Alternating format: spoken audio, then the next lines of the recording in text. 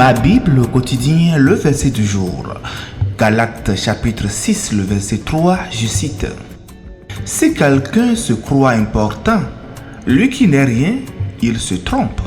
Fin de citation, glorifions le Seigneur. Bien-aimés dans le Seigneur, aujourd'hui nous méditons sur un verset qui nous invite à la lucidité et à l'humilité. Trop souvent, nous avons tendance à nous élever dans notre propre estime, à penser que nous avons atteint un niveau où nous n'avons plus besoin d'aide ou de quelqu'un. Mais en réalité, dans notre verset, Paul nous enseigne que l'orgueil est un piège et l'humilité est une clé précieuse dans notre marche avec Dieu. Bien-aimés, le chapitre 6 commence par une invitation à porter les fardeaux les uns des autres, le verset 2, et poursuit par une mise en garde contre l'orgueil spirituel. Et à l'époque, pour présenter ce contexte, certains croyants se considéraient supérieurs à raison de leur œuvre ou de leur connaissance de la loi. Mais Paul leur rappelle d'ores et déjà que devant Dieu, aucune œuvre humaine ne peut nous rendre justes. Il s'agit là d'un appel à se regarder, à se mirer avec lucidité et à reconnaître que tout ce que nous sommes et avons vient de Dieu. Le verset dit, si quelqu'un pense être quelque chose, cela désigne donc celui qui se croit supérieur, indépendant ou autosuffisant.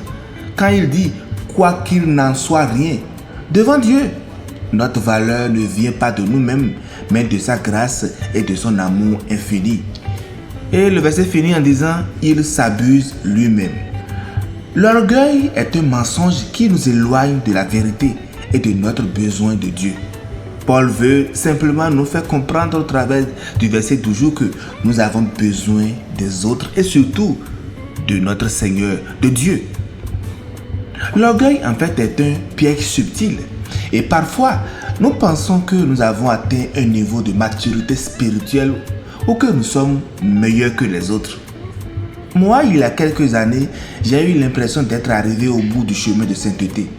J'étais presque gêné de constater que je n'avais plus de marge d'évolution pour que Dieu continue de me transformer à l'image qu'il aurait voulu. Si vous pensez comme moi, mais quelle prétention, je vous assure. Je me demande même avec stupéfaction comment j'ai pu avoir une telle conviction, car je constate de jour en jour encore tristement aujourd'hui combien je me trompais moi-même. Il y a peu de temps, je me suis encore vu en flagrant délit de manque d'amour. J'ai côtoyé une personne dont je trouvais la conversation pas très intéressante. Après l'avoir quitté, je me suis rendu compte que sous sa simplicité se cachait un cœur pur. Et à ma grande honte, j'ai réalisé que j'avais manqué d'amour envers elle et que je l'avais jugée même si elle ne s'en était peut-être pas rendue compte. Manque d'amour, orgueil, justice propre, pas de quoi être fier de moi. Ça a une fois de plus mis en évidence mon besoin du Saint-Esprit pour contrôler mes pensées. Bien-aimés, il est très facile de croire à tort que nous n'avons plus besoin d'être transformés par Dieu. Mais cette attitude peut nous couper de la puissance du Saint-Esprit, comme nous l'avons dit dans notre verset hier, qui est le seul qui peut nous renouveler. Jésus lui-même a dit, sans moi, vous ne pouvez rien faire. Jean 15, le verset 5. Dans Luc 18, les versets 9 à 14, Jésus montre deux hommes qui prient. L'un, le pharisien, se croit juste et s'exalte, tandis que l'autre, le publicain, se reconnaît pécheur. C'est ce dernier d'ailleurs qui repart justifié, car Dieu résiste aux orgueilleux, mais il fait grâce aux humbles, nous dit 1 Pierre 5, le verset 5. Aujourd'hui, chers amis, l'orgueil peut se manifester de bien des manières, que ce soit dans notre carrière, dans notre position sociale ou même notre position spirituelle. Nous sommes tentés de nous comparer aux autres, de juger leurs faiblesses.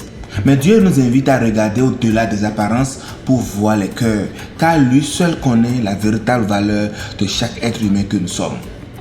Nous devons nous rappeler que tout ce que nous avons est un don de sa grâce, comme Paul le dit dans 1 Corinthiens 4, le verset 7. Qu'as-tu que tu n'aies reçu? Et si tu l'as reçu, pourquoi te glorifies-tu comme si tu ne l'avais pas reçu? En définitive, bien-aimés, l'humilité n'est pas une faiblesse mais une force. En nous déchargeant de notre orgueil et en embrassant notre dépendance à Dieu, nous trouvons une liberté et une joie profonde. Que notre verset du jour soit pour vous, pour nous tous, un rappel constant. Ne jugeons pas les autres, mais aimons-les comme Christ nous a aimés. Bonne méditation et que le Seigneur vous guide et vous bénisse abondamment. Alléluia chez vous.